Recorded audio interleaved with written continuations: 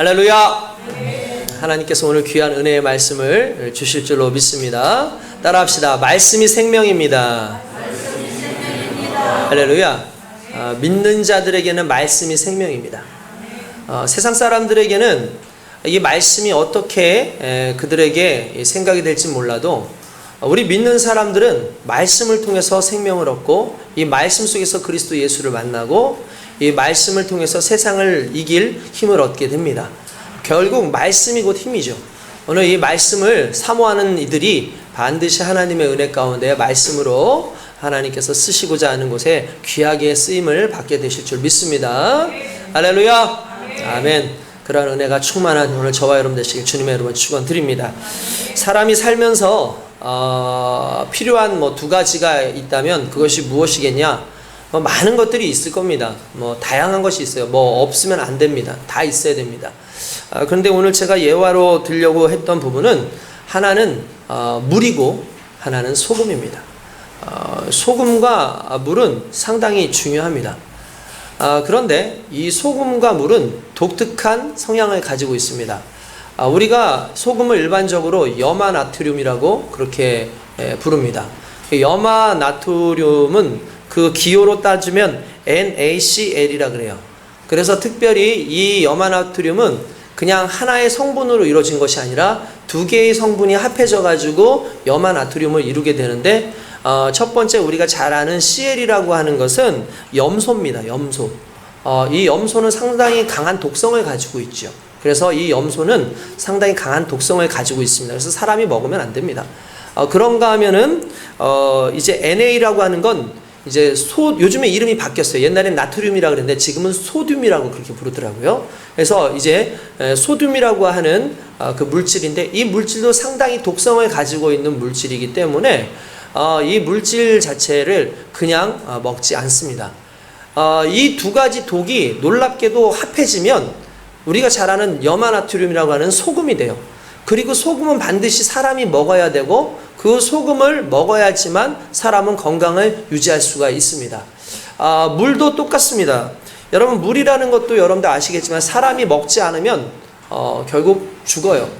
밥을 먹지 않고는 어느 기간 동안에 살 수 있는데 물까지 끊어버리면 사람은 이제 생명을 유지할 수 있는 방법이 거의 없습니다. 그래서 물을 먹어야 되는데 여러분들 아시겠지만 물이라는 것은 H2O 말 그대로 산소와 수소가 합해져서 그것이 물이 됩니다.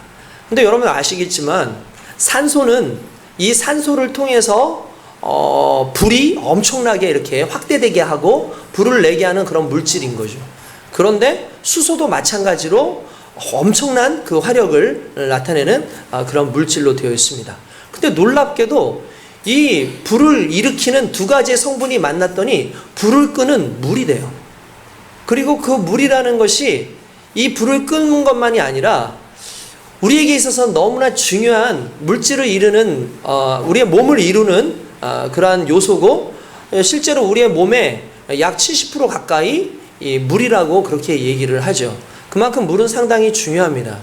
너무나 이러한 상황들이 단순해 보이지만 놀라운 것은 하나님께서 세상의 모든 물질들을 만드시고 서로 다른 그런 물질들이 서로 만나서 오히려 사람을 이롭게 하고 좋게 하는 그러한 상황들을 만들어 볼 때 이거는 과학자들이 증명해낸 어떠한 그런 내용이 아니라 애초에 하나님께서 이러한 모든 것을 창조해내시고 나중에 사람들이 그걸 발견했다는 것, 그 원리를 알아냈다라는 것일 뿐이지 이 모든 것을 만드신 하나님의 능력과 하나님의 지혜는 인간이 가늠할 수 없을 만큼 너무나 위대하고 대단하다라는 걸 알 수 있죠.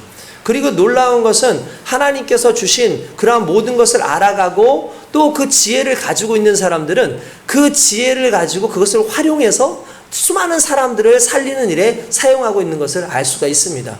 오늘 우리도 마찬가지입니다. 우리의 삶 가운데 하나님께서 허락하여 주신 수많은 사람들과의 그 만남, 그리고 하나님께서 허락하신 그 말씀 속에서의 하나님과의 그 만남을 통해서 살려지는 귀한 역사들이 일어나고 하나님께서 계획하신 놀라운 뜻들이 그 안에서 발견되어지는 것을 발견하면서 가장 중요한 것은 이것을 발견된 대로 그냥 이해하고 그걸 지식적으로 알고 사는 인생이 중요한 것이 아니라 그러한 하나님께서 주신 귀한 것들을 활용하고 그런 귀한 것들을 내 삶 가운데서 이루어냄으로 말미암아 진정한 하나님께서 주시고자 하는 그 생명의 능력을 가지고 살아가는 것이 우리의 삶 가운데 너무나 중요한 것이라는 걸 오늘 저와 여러분들이 깨닫길 주님의 이름으로 축원드립니다.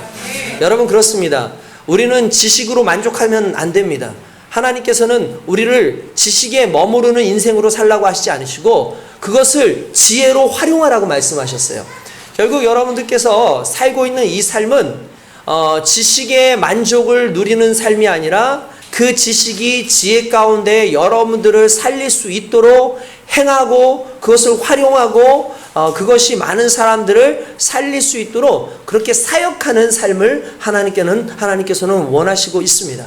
그렇기 때문에 오늘 이 본문의 말씀에 제가 근거해서 결국 우리는 답을 아는 인생을 사는 것이 아니라 답을 사는 인생을 살아가야 된다.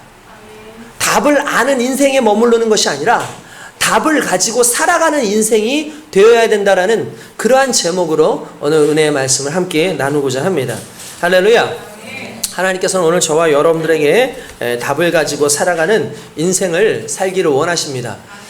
그러나 더 중요한 것은 그 답을 과연 내 인생 가운데 가지고 활용하고 있는가가 실은 더 중요하죠.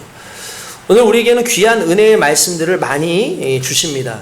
그러나 은혜의 말씀들을 주시는 것보다 더 중요한 것은 이 은혜의 말씀을 나는 삶 가운데서 활용하고 있는가가 상당히 중요하죠.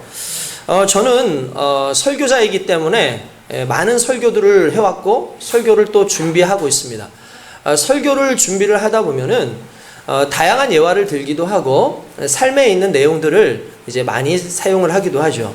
어떤 분들은 그런 이야기를 해요. 조금 더 신앙적인 어떤 보수적인 성향을 가지고 있는 분들은 이왕이면은 설교 내용들이 대부분 그냥 본문 말씀에 다 거하고 본문 말씀을 중심으로 해서 해야지 중간중간에 어떤 무슨 생활적인 이야기나 어떤 예화 같은 것들을 넣는 것은 조금 말씀을 좀 이렇게 제대로 가르치지 않는 것이 아닙니까? 라고 그렇게 말씀하시는 분들도 있어요. 좀 보수적인 성향의 그런 교단들은 거의 뭐 성경 내용을 중심으로 해서만 이렇게 가르칩니다. 그런데 저는 그렇지 않습니다.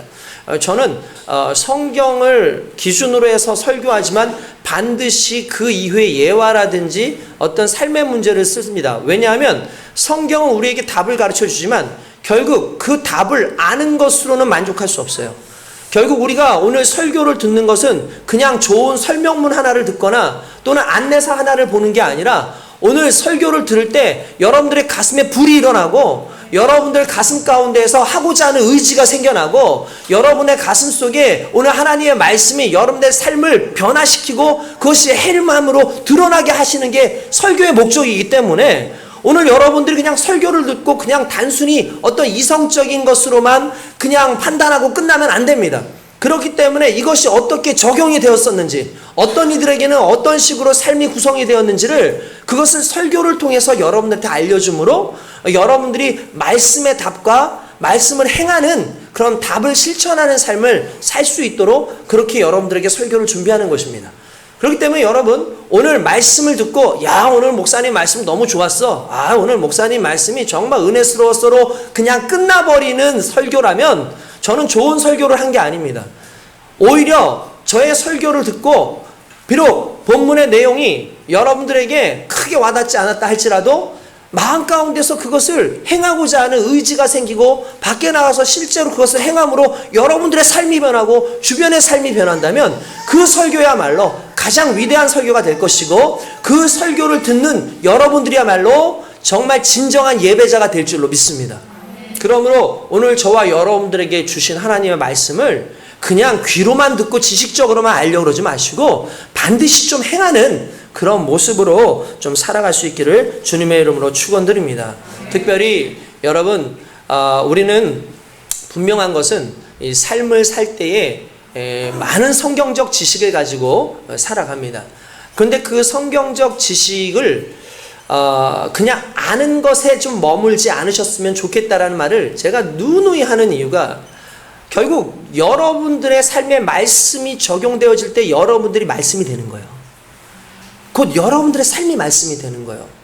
키에르케고르라고 하는 철학자가 있었습니다. 이 철학자가 그는 많은 이야기들을 남겼는데 그가 쓴 이야기들 중에서 수학책 이야기라고 하는 그 이야기가 있습니다. 그러니까 수학책은 대개 앞부분에 문제가 있고 맨 뒤에 뭐가 있죠? 답이 있죠. 답이 있어요. 그러니까 우리가 뭐 아는 대로 이제 그 문제집 같은 걸 사도 문제집의 맨 뒤에는 반드시 답이 있습니다. 그래서 내가 틀렸는지 맞았는지를 이 답을 보고 이제 알 수 있죠. 어려운 수학책은 어쨌든 앞에 문제가 반이고 뒤에 정답이 반입니다. 그런데 어려운 수학 문제는 뒤쪽에 정답을 본다고 해서 문제를 풀 수 있는 게 아니에요.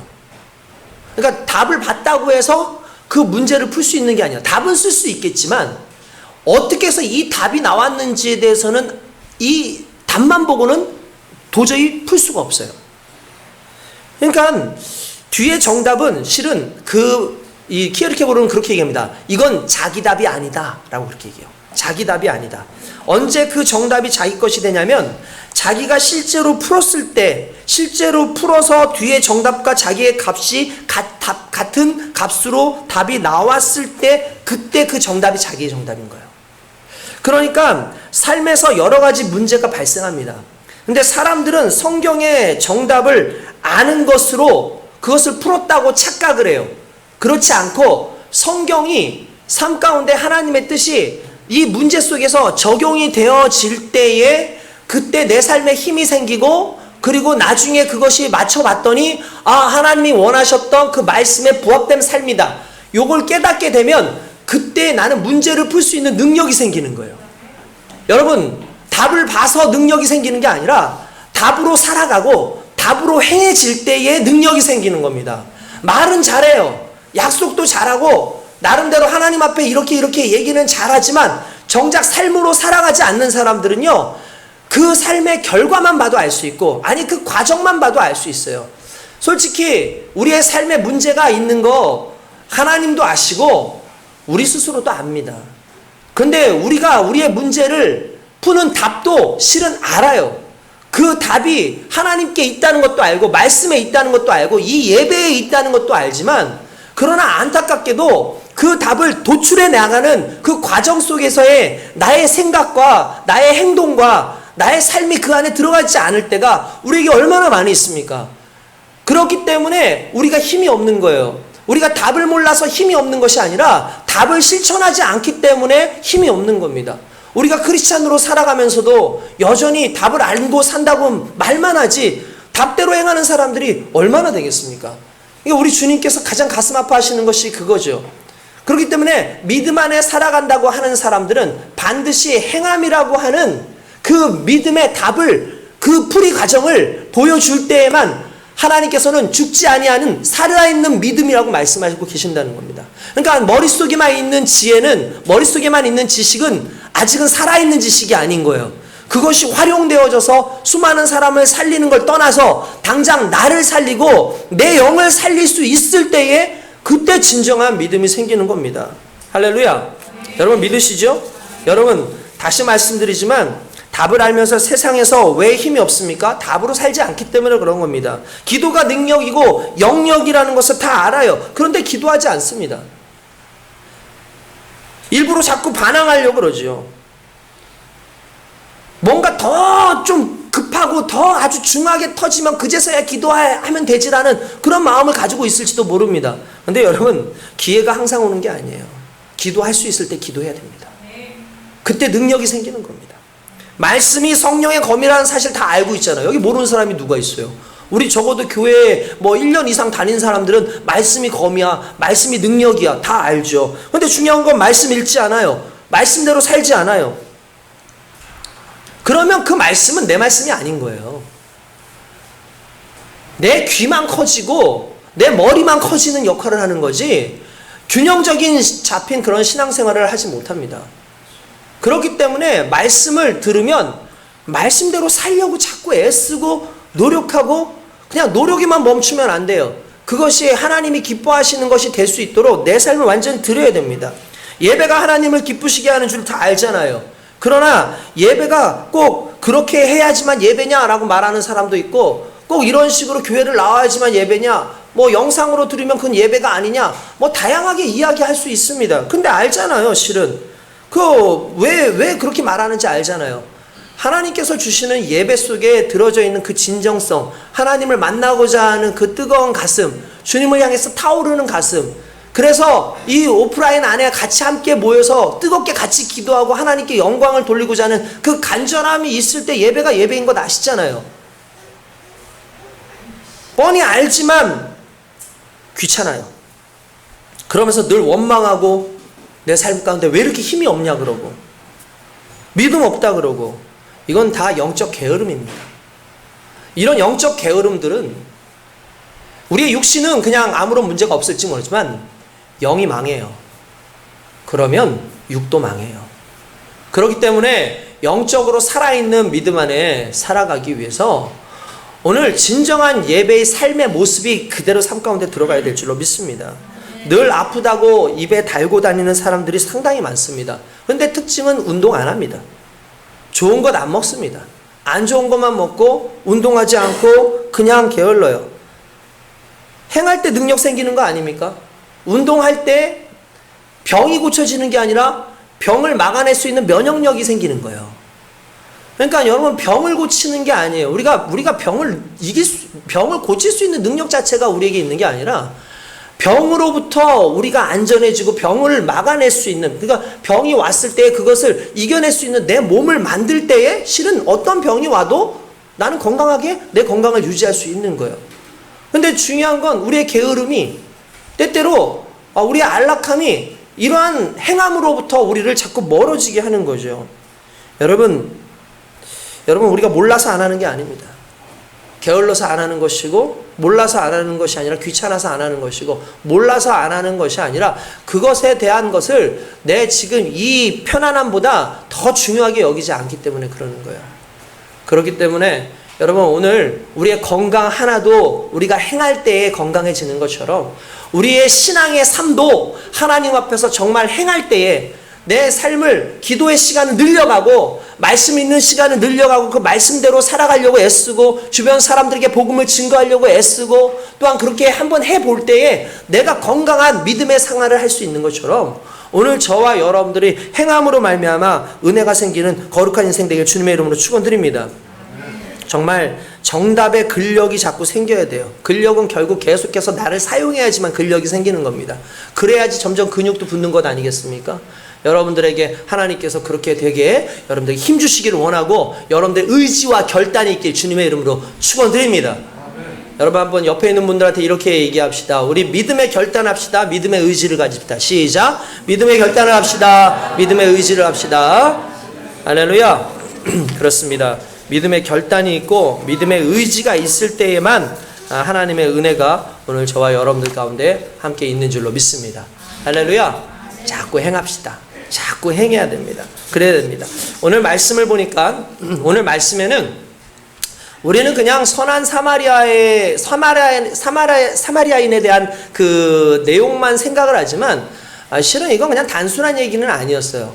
실은 그 이전부터 뭔가 좀 복잡한 내용, 예수님의 의도가 좀 숨겨져 있는 그런, 숨겨진 건 아니죠. 드러나 있지만 우리가 그 부분보다 이제 다른 쪽에 자꾸 관심을 갖다 보니까 그냥 선한 사마리아인이라고 하는 설교의 내용이 되어 있는데 오늘 본문 말씀을 하나씩만 잠깐 좀 차근차근 보면은 이런 내용이 납니다.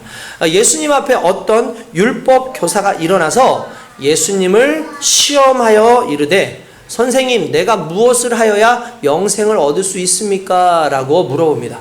그러니까 이 율법을 아주 통달하고 있는 이 율법 교사가 예수님을 시험하기 위해서 어떻게 해야지 내가 영생을 얻을 수 있습니까? 라고 이야기를 합니다. 그런데 여기에 중요한 단서 하나가 뭐냐면 율법 교사라는 거예요. 율법 교사. 그냥 일반적인 사람이 와가지고 어떻게 해야지 영생을 얻을 수 있습니까? 라고 물어보는 게 아니라 율법 교사, 흔히 말하는 율법의 전문가가 와서 영생이 어떻게 얻을 수 있습니까? 라고 물어봅니다. 이거 흔히 말하는 답정너예요. 무슨 말이냐면은 답을 알고 질문을 한 거예요. 그는 율법 안에 영생이 있다고 생각을 했고 율법을 알고 있고 율법을 너무나 빠삭하게 알고 있는 자신을 영생을 얻을 수 있는 사람으로 그렇게 생각하고 예수님께서 혹시 내가 알고 있는 그 율법의 범위를 넘어가나 그러면 그것을 통해서 예수님을 고발하거나 예수님을 정죄하기 위해서 그는 이러한 질문을 지금 하고 있는 겁니다. 그런데 예수님께서 뭐라고 말씀하시면 26절 말씀이니까 예수께서 이르시되 율법에 무엇이라고 기록되어 있으며 내가 어떻게 읽느냐라고 물어봅니다. 그러니까 그가 율법 교사이기 때문에 네가 잘 아는 그 율법에는 뭐라고 나와 있어? 그리고 너는 어떻게 그것을 해석하고 있니? 라고 물어봅니다. 그러니까 너무나 아주 당당하게 그렇게 얘기합니다. 신명기 말씀이었겠죠. 대답하여 이르되 내 마음을 다하고 목숨을 다하여 힘을 다하여 뜻을 다하여 주 너희 하나님을 사랑하고 또한 내 이웃을 내 자신과 같이 사랑하라 하였나이다 라고 이야기를 합니다. 이거 정말 완벽하지 않습니까? 이 말씀 속에 빗나가 있는 말씀이 하나도 없어요. 뜻을 다하고 마음을 다하고 힘을 다하고 네 인생 모든 걸 다해가지고 하나님 사랑하고 이웃을 사랑하라. 이 말씀이 결국 영생 얻는 능력의 말씀이다. 뭐 이 부분에 대해서는 예수님께서 그래 맞아 그러면서 뭐라면 내 대답이 옳도다 라고 얘기해요. 뭐라고 얘기한다고? 내 대답이 옳도다. 이 말은 정답이야 라고 얘기하는 거예요. 그런데 그 다음이 중요해요. 이를 행하라 그러면 살리라. 여러분 보세요. 이 사람은 율법 교사입니다. 율법을 가르치는 사람이에요. 그의 의무는 가르치면 끝이에요. 근데 예수님은 뭐라고 하냐면 맞아. 네 말이 맞아. 네가 말한 그 율법의 내용이 맞아. 그런데 말이야 이걸 행해. 그러면 살 거야. 결국 이 율법 교사에게 예수님께서 하시고자 했던 말씀은 그거죠. 네가 알고 있는 율법에 머물러 있지 말고 이 율법을 좀 행해봐. 이 사랑하는 마음을 그냥 가지고만 있지 말고 그 사랑하는 마음을 행해봐. 그러면 네가 살 거야 라고 해서 오히려 확장되어진 그 답을 예수님께서 말씀하시는 거예요. 오늘 설교하기 전에 제가 계속해서 여러분들한테 했던 말씀, 지식적으로 알고 있는 말씀이 중요한 게 아니라 그것을 행할 때에 그것이 내 것이 되어지고 능력이 되어진다는 것처럼 예수님도 똑같이 맞아 그거 정답이야. 그런데 이것을 행하면 그때 너에게 영생의 삶을 살 수 있어 라고 말씀을 하시는 거예요. 여러분 이게 중요합니다. 오늘날 수많은 사람들이 답을 이야기합니다. 이게 답이야 이게 답이야 이게 답이야. 근데 중요한 건 답을 이야기하지만 답대로 행하는 사람들이 없기 때문에 문제가 되는 거예요. 교회가 오늘날 왜 문제가 되는 줄 아십니까? 교회가 오늘날 왜 서로 싸우고 교회가 무너지고 교회가 자꾸 시들시들해지냐면 답을 이야기하는 사람은 맞는데 자기의 삶이 답으로서 보여지는 사람이 없는 거예요. 그러니까 나름 다 말씀을 빗대어가지고 그 답을 얘기하지 않습니까? 이 답에는 이렇게 하라 그랬다. 이 성경에는 이렇게 하라 그랬다. 서로 싸울 때 서로 말씀을 가지고 싸워요. 서로 말씀을 가지고 싸워요. 근데 중요한 건 말씀을 가지고 싸울 줄은 알지 말씀을 가지고 행할 줄은 몰라요. 그러니까 교회에 힘이 있겠습니까? 오늘 저와 여러분들이 말씀을 듣는 것에만 머무르면 안 됩니다. 반드시 말씀을 행하고 그렇게 살아갈 때에 오늘 저와 여러분들에게 큰 힘이 생길 줄로 믿습니다. 할렐루야. 그렇게 말씀을 하시니까 예수님께서 그렇게 행하라고 얘기합니다. 그러니까 그때 이 사람이 한 단계 더 나아가서 이런 얘기를 해요. 성경에 보니까 자기를 옳게 보이려고, 그러니까 자기는 괜찮은 사람이고 이 모든 것을 지켜오고 있습니다 라고 그렇게 말하고 싶은 거겠죠. 그러면서 이렇게 합니다. 그러면 내 이웃이 누굽니까? 라고 물어봅니다. 여기서 이제 한 단계 더 나갔어요. 내 이웃이 그럼 누굽니까? 내 이웃을 내 몸과 같이 사랑하라 라고 얘기했는데 그러면 내 이웃이 누굽니까? 라고 얘기합니다. 여러분 유대인들에게 있어서 이웃은 누구일까요? 유대인들입니다. 유대인들에게 있어서 이웃은 유대인들입니다.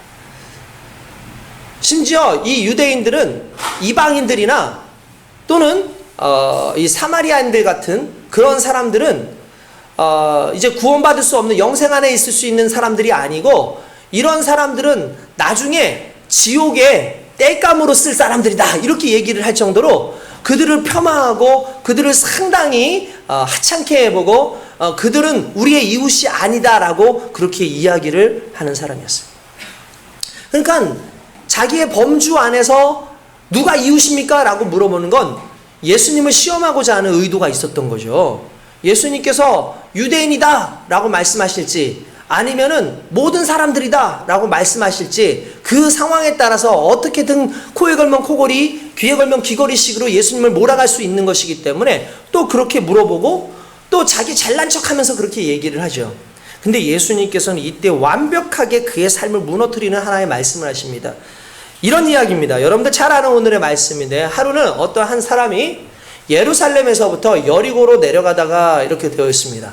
특별히 여리고로 내려간다라는 말을 생각할 때 왜 내려간다라는 말을 썼을까를 좀 볼 필요가 있는데, 예루살렘은요 해발 760m입니다. 그러니까 그 바다의 수면을 위로 해가지고 760m 높은 고지에 있는 곳이 바로 예루살렘이에요. 그런데 여리고는요 해저입니다. 말 그대로 해발보다 아래에 있어요.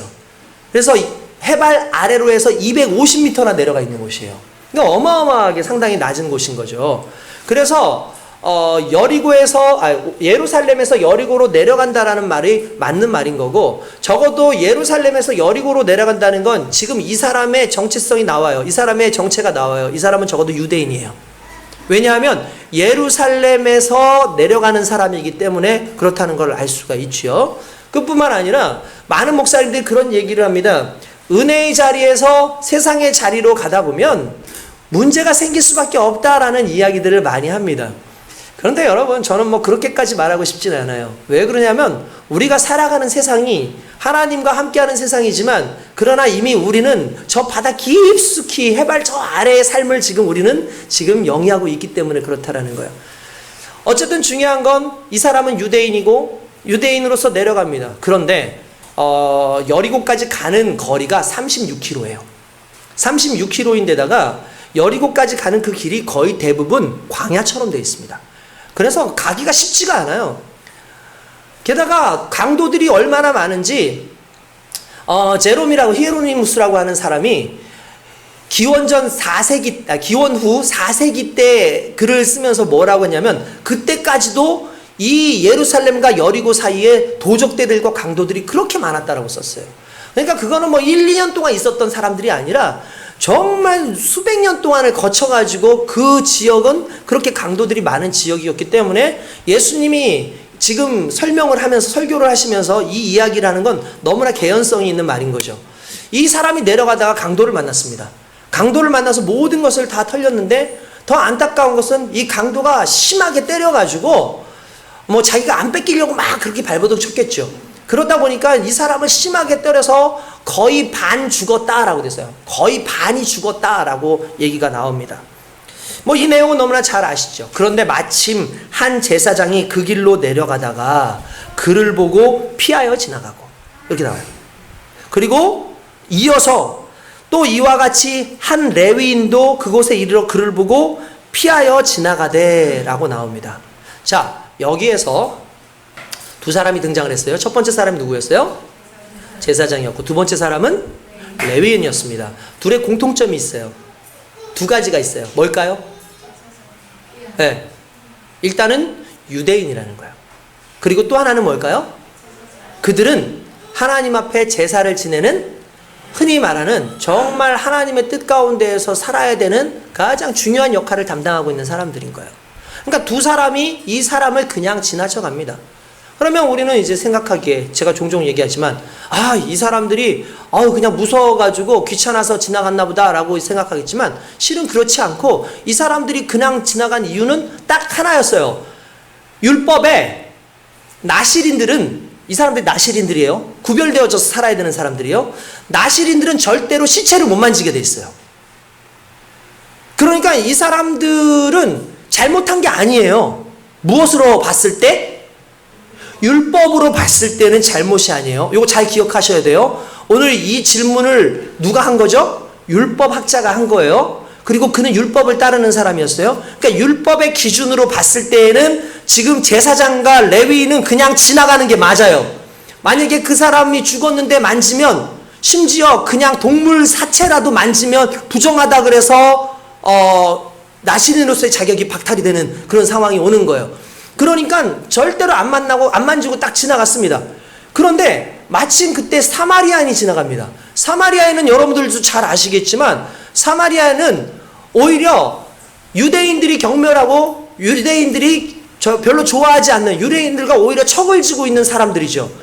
그들은 오히려 이방인들보다도 더 우습게 보는 사람들 아닙니까? 이유는 원래는 이스라엘 사람이었지만 나중에 아수르가 쳐들어와서 그들의 피를 혼탁하게 하거든요. 그래서 이방인들과 함께 피를 섞어버리면 혼혈이 돼버렸어요. 혼혈이 돼버리니까 오히려 이방인보다도, 순수한 이방인보다도 더 경멸하는 어떤 그런 사람들이 돼버린 거죠.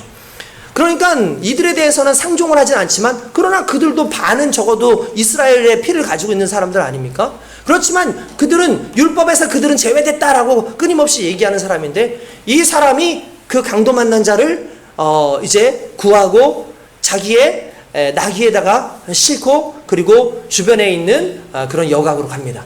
그리고 거기에서 잘 감싸주고 난 다음에 자기는 길을 떠나야 되니까 떠나면서 뭐라고 얘기하냐면, 2달란트를 주면, 2달란트면 상당히 많은 거예요. 2달란트를 주면서 이 사람을 좀 돌봐달라고 얘기하고, 부비가 부족하면 내가 나중에 와서 또 드릴 테니까 이 사람을 반드시 치료해달라고 그렇게 이야기를 합니다. 우리는 그런 사람을 보고 선한 사마리아인이라고 그렇게 얘기를 하죠. 근데 여러분, 한 가지 중요한 것, 예수님께서 이때 이렇게 물어보십니다. 이 유대인에게, 이 죽어가는 사람에게 누가 이웃이냐라고 물어봐요. 조건은 이 죽어가는 사람에게, 적어도 유대인이라고 말하는 이 사람에게는 율법을 잘 지켰던 그들이 이의 이웃이냐, 아니면 율법과 전혀 상관없다고 했던 그 사마리아인이 이 사람에게 이웃이냐라고 얘기합니다. 그때 그 율법학자는 그냥 간단하게 얘기합니다. 당연히 은혜를 베푼 자가 당연히 이웃입니다 라고 얘기합니다. 아무런 소리를 못하는 거죠. 그때 예수님께서 너도 이와 같이 하라 라고 말씀하십니다. 이 말은 율법으로 영생을 얻을 수 있는 게 아니라는 거예요. 이 말은 율법에 거하는 사람이라 할지라도 생명 없는 율법의 삶을 살아가는 사람이 어떻게 영생 얻은 사람의 삶이냐고 말할 수 있는 거죠. 적어도 행함으로 죽어가는 사람을 살리고, 적어도 그가 행함을 가지고 정말 진정 죽어가는 사람을 살릴 수만 있다면 그 사람이야말로 진정한 이 사람의 벗이 아니겠느냐라고 얘기를 하는 거죠. 그러니까 그 사람은 내가 이웃을 살려야 된다고 한다면 누가 내 이웃입니까? 라고 했을 때 제한적인 이웃을 얘기하는 거죠. 그래서 나는 이웃만 사랑하겠습니다 라고 얘기하지만, 예수님께서 하신 말씀은 사랑하면 이웃이 생긴다는 거예요. 사랑하는 자가 이웃을 만든다는 거예요. 우리 주님은 그런 식으로 오늘날 우리에게 요구하시는 거예요. 오늘날 율법을 통해서 우린 구원받지 못합니다. 이제는 율법을 통해서 구원받지 못해요. 율법을 통해서 우리가 죄인인 것을 알 수는 있지만, 우리는 율법을 통해서가 아니라 예수 그리스도께서 당신을 내어주셨던 그 사랑의 모습으로 모든 세상을 품는 그 삶의 모습이 그냥 말로만이 아니라, 혀로만이 아니라 직접 자기를 죽이시고 그렇게 십자가에 달려 죽으심으로 말미암아 사랑하신 것처럼 오늘날 너희도 그렇게 하라는 거죠.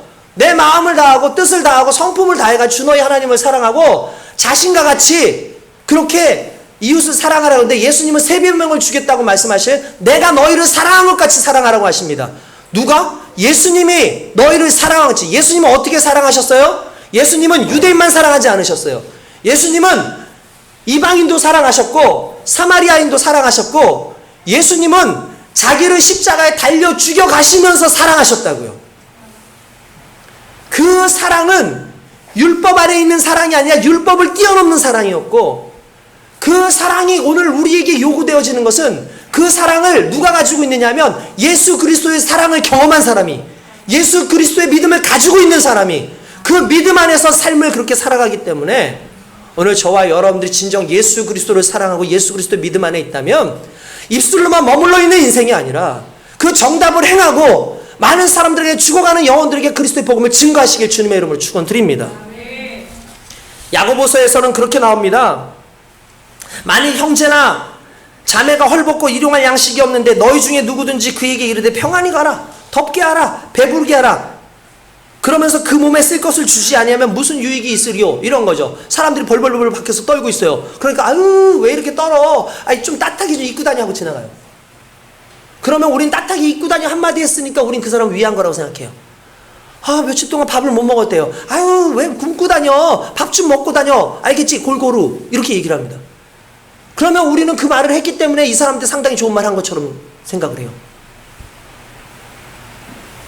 근데 성경에는 뭐라고 얘기합니까? 그러나 그 쓸 것을 주지 아니하는 사람은 이와 같이 행함이 없는 믿음은 그 자체가 죽은 것이라 라고 말씀하고 있다는 거예요.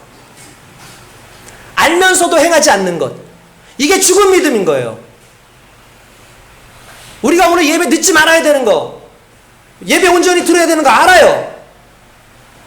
행하지 않아요. 예배를 드리지만 죽은 예배예요.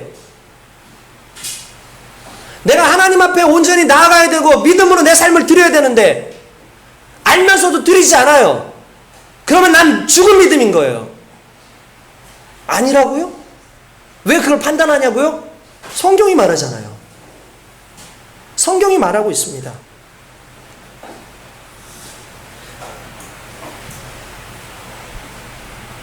영혼 없는 몸이 죽은 것 같이 행함 없는 믿음은 죽은 것이니라. 이게 성경이 오늘 말하고 있는 내용 아니겠습니까? 여러분, 미필적 고의라는 말 들어보셨습니까?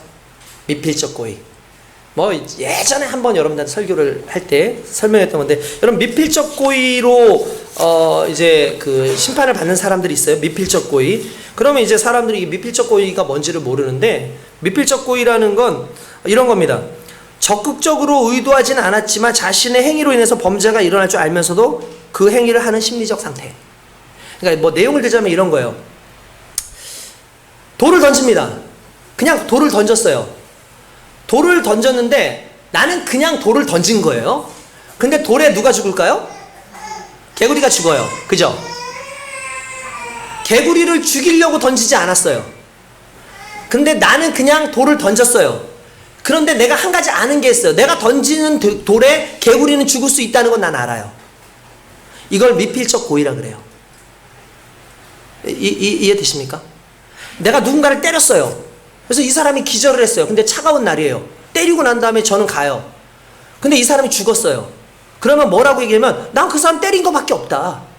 난 그 사람 때리는 것밖에 없다 그래요. 그러면 판사는 이런 모든 정황들을 다 살펴보고 뭐라 하면 이 사람은 미필적 고의에 의한 살인이라 그러면서 형량을 심하게 줍니다. 왜 그러냐면 때렸어요. 때린 것까지는 알아요. 근데 그날 날씨가 추웠어요. 때려가지고 정신이 없는 이 사람이 여기에 그냥 있으면 죽어요, 살아요? 죽어요. 이 사람은 알아요. 그런데 그냥 놔두고 갔어요. 그럴 경우에 이건 미필적 고의라 그래서 죽일 걸 의도하지는 않았지만 이대로 놔두면 내가 한 행동으로 말미암아 죽을 수도 있다라는 걸 알고 있기 때문에 이건 죄가 성립이 되는 거예요.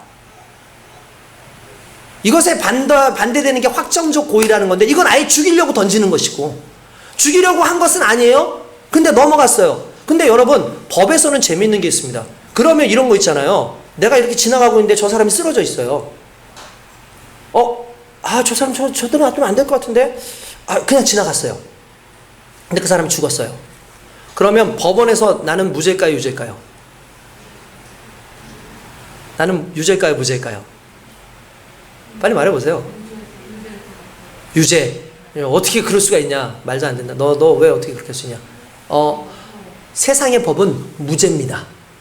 왜냐하면 내가 그렇게 하게 하지 않았어요. 그러니까 무죄예요. 그러니까 행위가 없었어요. 그죠? 미필적 고의도 아니고 그냥 무죄인 거예요. 그럼 물어봅시다. 성경에서 뭐라고 할까요? 죄인이라고 얘기해요. 죄인이라고 얘기해요. 내가 그걸 보고 그냥 지나가는 것만으로도 죄인이에요. 왠 줄 아십니까? 우리는 생명을 살리는 권한이 있어요. 하나님에게 부여받은 임무가 있어요. 생명을 유지하는 삶이 나만이 아니라 함께 생명을 유지하게 하고 함께 모든 걸 살아가게 하는 게 하나님께서 우리에게 허락하여 주신 의무예요.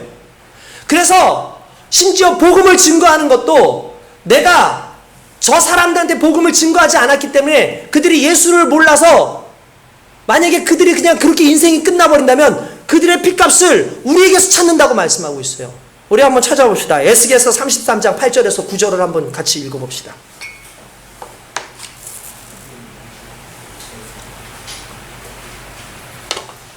에스겔서 33장.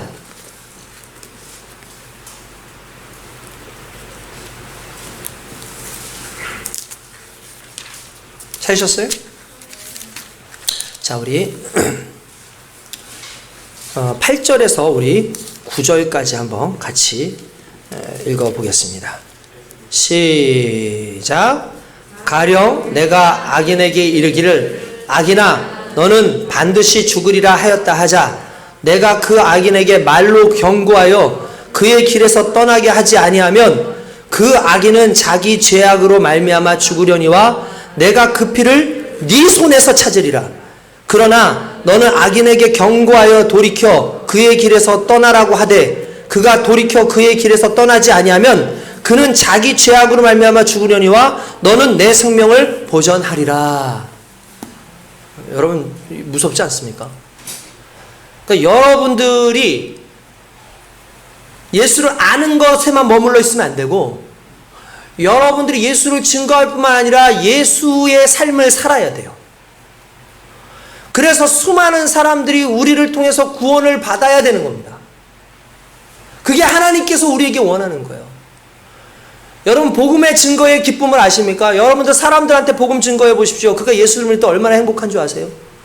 내가 예수 믿을 때보다 더 행복하더라고요. 성경 공부를 할 때 제가 왜 행복하냐? 제가 시간이 없어도 성경 공부는 자꾸 하려고 합니다. 저 시간이 많지 않지만 그럼에도 불구하고 성경 공부를 자꾸 시키려는 이유는 간단해요. 예수 그리스도를 알게 해주고 싶은 거예요. 예수 그리스도를 알면 그 인생이 달라지고 예수 그리스도를 정확하게 발견하면 그 인생이 달라지고 내가 추구하는 바가 달라져요. 그래서 그게 중요하기 때문에 그렇습니다. 할렐루야. 저는 오늘 저와 여러분들이 행동 없이 살아가는 인생이 아니라 정말 행동을 가지고 살아가는 사람이길 원합니다. 결국 누가 이웃이냐라는 말에 아무런 상관도 없었던 진짜 흔히 말하는 나의 관계 속에서의 그가 이웃이 아니라 전혀 상관없지만 내게 행하는 그가 이웃이 되는 것이고 나를 사랑하는 그가 내 이웃이 되는 겁니다. 오늘 주님께서 아무 상관도 없는 것 같은 우리를 위해서 십자가에 달려 죽으심으로 우리를 살리는 것처럼 오늘 저와 여러분들의 행하는 행함 하나하나가 사람을 살리고 여러분과 저를 살리기를 주님의 이름으로 축원드립니다.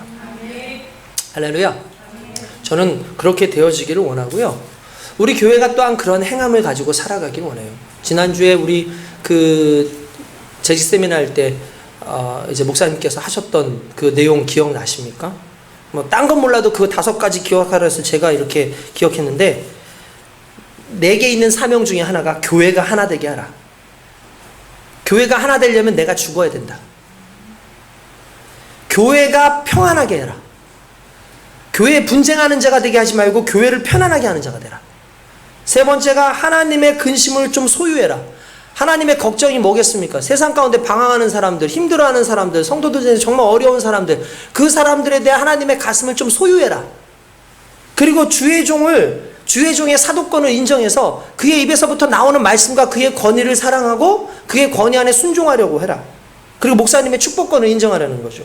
그리고 마지막이 뭐냐면 하나님의 교회로 풍성하게 하라라는 그 말씀을 증거해 주셨어요.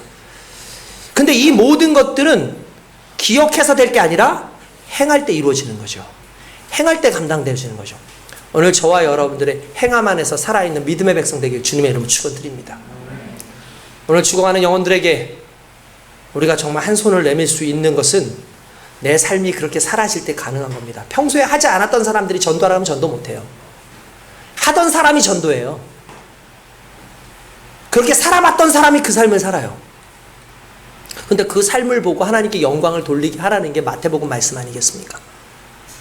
오늘 본문의 말씀 속에 나와 있는 모든 내용이 율법으로 이루어지는 구원이 아니라 우리의 행함 가운데서 하나님을 믿는 믿음 안에서 그 사랑 안에서 이루어지는 그 영생의 놀라운 역사가 오늘 저와 여러분들의 행함 속에서 나타날 수 있길 주님의 이름으로 축원드립니다. 그 주님을 더욱 사랑하는 저와 여러분 되시길 주님의 이름으로 축원드립니다. 할렐루야. 우리 옆에 있는 분들한테 이렇게 다시 한번 말합시다. 우리 말씀을 행하며 삽시다. 시작. 우리 말씀을 행하며 삽시다. 말씀을 행하며 삽시다. 또 한번 얘기하겠습니다. 자, 자, 우리 그리스도의 삶을 살아갑시다. 시작. 그리스도의 삶을 살아갑시다. 할렐루야. 그리스도의 삶을 살아갈 수 있길 주님의 이름으로 축원드립니다. 우리 이 시간에 기도하겠습니다.